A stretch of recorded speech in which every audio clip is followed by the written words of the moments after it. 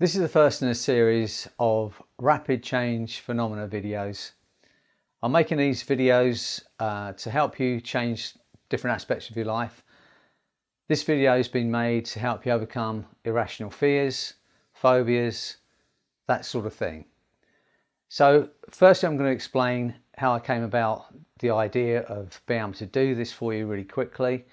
Hopefully you'll see and understand it, and we'll get that change for you. So if you've got an irrational fear or a phobia, whether you've had it for a week, whether you've had it for 50 years, hopefully by following the instruction on this video, you will be free of it later on. If that happens, all I ask of you is that you share this with any of your friends that you think it might help. So the explanation, and this is whether it's true or not, it is said that we're only born with two fears. There are two fears that are hardwired. That's the fear of falling and the fear of loud noises. And that's why when a baby's born, the midwife can do this with the baby and it does this, the cling-on response. And if they lay the baby on the bed and they clap their hands, the baby will do a startle response. And if the baby does those two things, it's a way of checking that their brain's working properly and they're functioning properly. So those two things we're hardwired with. Every other fear that we have is learned. And like with everything else we learn, it starts with our imagination. Let's say as a child, we wouldn't be automatically afraid of wasps or spiders or snakes. In fact, if you were a tiny baby on the floor and there was a snake in a room or a spider in a room, the chances are that baby would crawl over and try and play with it because it has no fear of them. But what happens is this. As adults, we know that certain things can hurt us. There are certain snakes that can hurt us, certain spiders that can hurt us. So if we see a spider or a snake near our child, we're going to go into a panic. And the child sees this. And as they grow older, their imagination starts to work. So to start off with, they have no fear of a certain thing, certain object. They see an adult putting a fear upon it, and they imagine that it must be dangerous, it must be scary.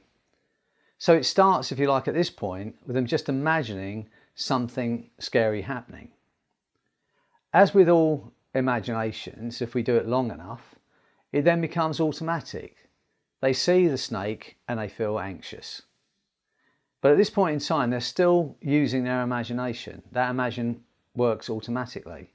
But after a period of time of doing that, they forget the initial imagination they had. And now, as with everything that whether we're watching TV or a film where it's a scary movie or an emotional movie, where it can make us scared or it can make us cry, once our imagination runs to that point where we forget we're only watching a film, then it appears to be real. And that's how it appears in real life. When we forget that we're only imagining something, it appears very real. So to give you an idea of what I'm talking about here, because people ask what hypnosis is and people have different ideas about that, it's sleep or it's mind control, it's relaxation. The most important part about hypnosis is being able to use your imagination, be able to concentrate. So I'm going to show you what I mean by this, but I first want you to think about the thing you're scared of and imagine it for a moment. And on a scale of 1 to 10, just scale it in your mind from 1 to 10 and see how scared you are at the moment, because we're going to check this later on and hopefully you'll be free of that fear completely. So I want you to do that now. Close your eyes, think about the thing that scares you. Imagine that's happening. Okay, open your eyes and scale it in your mind from 1 to 10. Now I want to show you this sort of hypnotic phenomena, if you like. I would like you to do this. Follow my instructions clearly and you will have an experience. I want you to place your hands together like this. Clasp your hands together. Bend your elbows so you can see your hands. Pull your index fingers an inch apart. Look at the gap between those fingers and I want you to imagine they're magnets.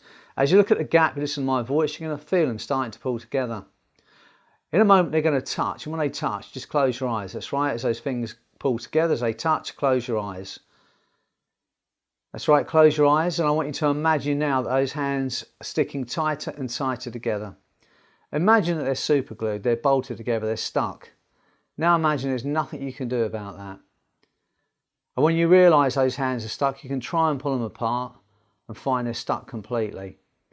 That's right, they're stuck completely. Imagine there's nothing you can do about that. In a moment I'm going to count from 1 to 3. On 3 I'll click my fingers, your hands will come unstuck, your eyes will open, and you'll have a new understanding about the power of your imagination. 1, 2, 3. Hands coming unstuck, eyes opening. Right, now, as I said to you, all fears start with our imagination. We imagine it's dangerous, imagine it's scary. It then becomes automatic. We think about that thing, it makes us scared.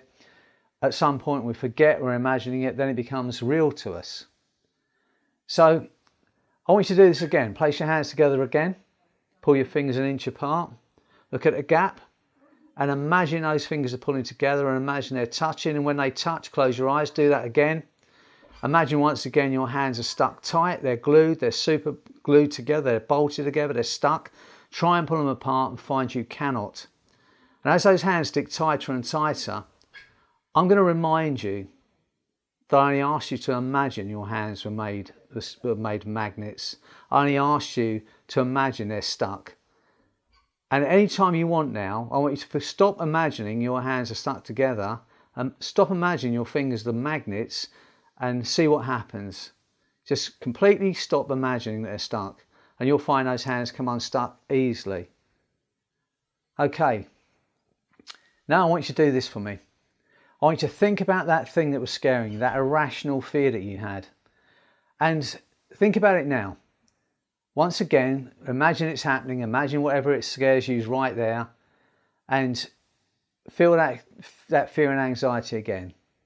Now I want to remind you that I only ever started with your imagination. That only start with your imagination. Anytime you want to, you can stop imagining that. So I want you to do that now. I want you to think about that thing that scares you, recognise it was just your imagination in the first place, and then completely stop imagining it. Stop imagining it can possibly hurt you. Stop imagining that it's scary at all. And do it now. Okay, now I want you to do this. I want you to, now you've stopped that imagination, I want you to think about that fear and anxiety again that you had. I want you to try and feel it and find you cannot. And on a scale of 1 to 10 now, where's that fear gone? Try and feel it and find you cannot. That's right. No matter how hard you try, you will never experience that fear and anxiety again. And the harder you try and remember what it felt like, the further away it goes. Now you can enjoy that freedom from that irrational fear and that anxiety. And I want you to enjoy that time, enjoy the things you want to enjoy. And now you have that freedom and you've experienced that rapid change. I'd ask you to share this video with as many people that you think this might help. Friends, family, anyone that you know that's got an irrational fear of any kind, share this video with them. And I look forward to speaking with you again on these other videos that I'm going to be producing for you.